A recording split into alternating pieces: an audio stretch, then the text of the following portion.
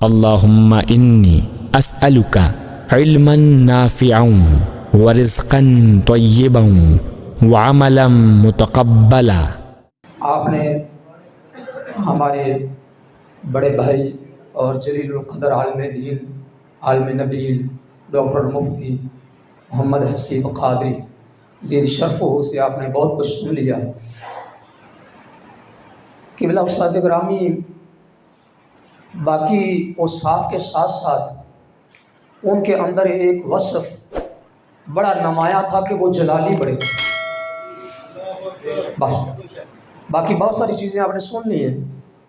کہ پہلی بات تو یہ ہے کہ وہ اپنی توجہ کا، اپنے جلال کا کسی کو نشانہ بناتے نہیں تھے، لیکن اگر بنا لیتے تھے نا تو یقین جانے میں نے اپنی زندگی کے اندر 32 سال مجھے بھی ہو گئے، میں نے اس بندے کو رسوا ہوتے دیکھا۔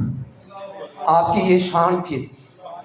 یہ پتہ نہیں آئے کہ نہیں آئے، آپ سارے جانتے ہیں یہ فوارے والی مسجد کے ساتھ ایک مزار ہے، حضرت صوفی ڈاکٹر اقبال نقشبندی صاحب،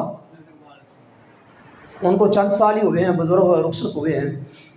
ان کے ایک مرید یہاں ہمارے پاس جمعہ پڑھنے کے لیے آتے ہیں، عبدالسلام صاحب ان کا نام ہے، آئے ہوئے ہیں جی عبدالسلام صاحب۔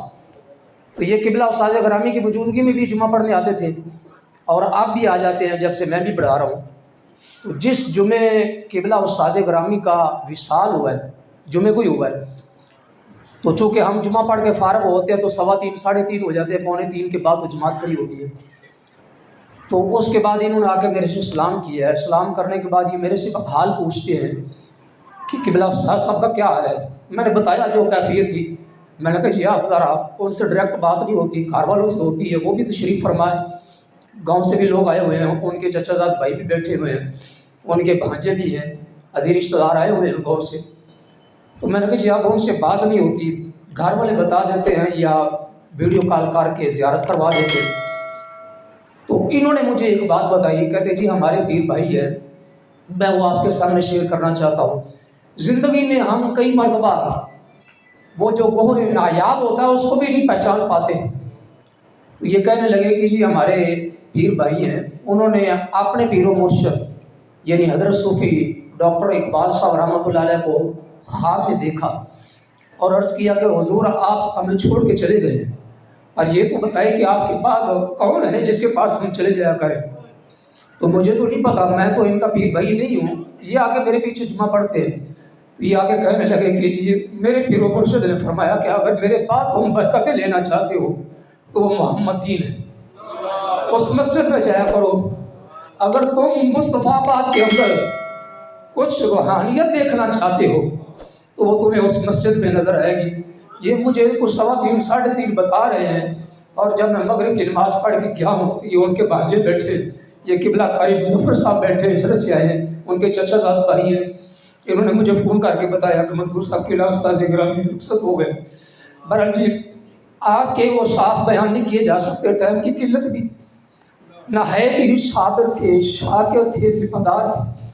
اللہ تعالیٰ نے آپ کو بہت سارے اوصاف حمیدہ دیے تھے، ہم ان کا تذکرہ نہیں کر سکتے، اور صرف ظاہری علم کے اعتبار سے ہی نہیں، یہ میں نے آپ کو ایک روحانی جھلک بھی آپ کو بتائی۔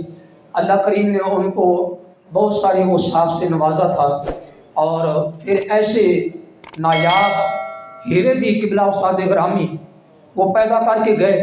میں نکمہ بھی آپ کے سامنے ہوں، میں سمجھتا ہوں مجھے رشک آتا ہے کہ واللہ میری انتظامیہ میری تعریف کرتی، میرے گلے میں ہاتھ ڈالتی ہے۔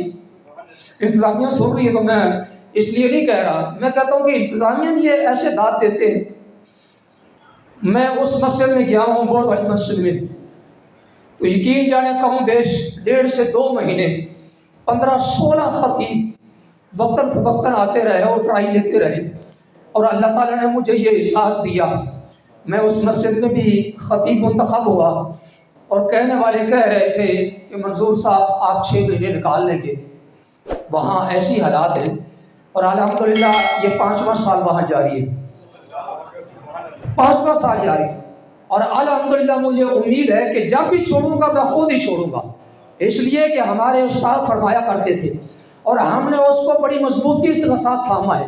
آپ کو کوئی خطیب نظر نہیں آئے گا شاید مجھے آپ دیکھیں گے، لیکن یہ ان کا فیضان ہے کہ جو واش روم صاف کر رہا ہو. لیکن قبلہ استاذ گرامی میری ذمہ داری ہوتی تھی، لیکن نہیں، کہتے تھے تم پڑھا کرو، تم خیال کیا کرو اپنی پڑھائی کا، میں کر لوں گا.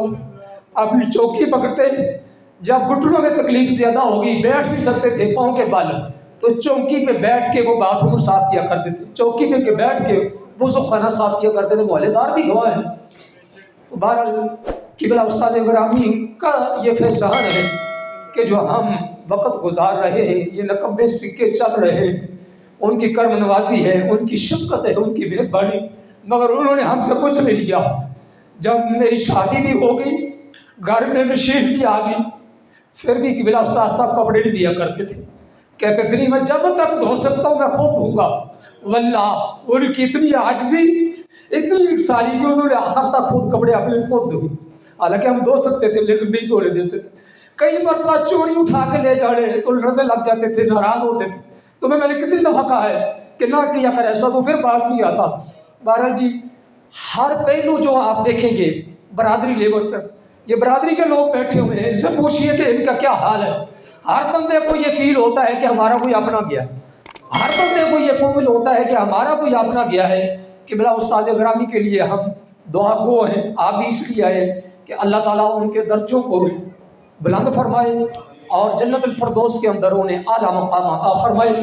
میں شکر گزار ہوں سب سے پہلے اپنی انتظامیہ کا، اپنے محلے داروں کا، اپنے نمازیوں کا، اور پھر قبلہ مفتی صاحب ہیں، ہماری تنظیم علماء اہل سنت تشریف فرمائے، ان کا ممنون ہوں.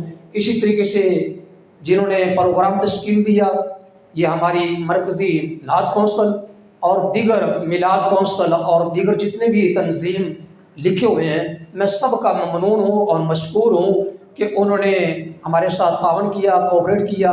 اور ہمارے قبلہ مفتی امان اللہ صاحب، اور اسی طریقے سے منظور احمد سعیدی صاحب، اور اسی طریقے سے منظور احمد فریدی صاحب دیپالپور سے تشریف لائے، میں ان کا بھی ممنون ہوں.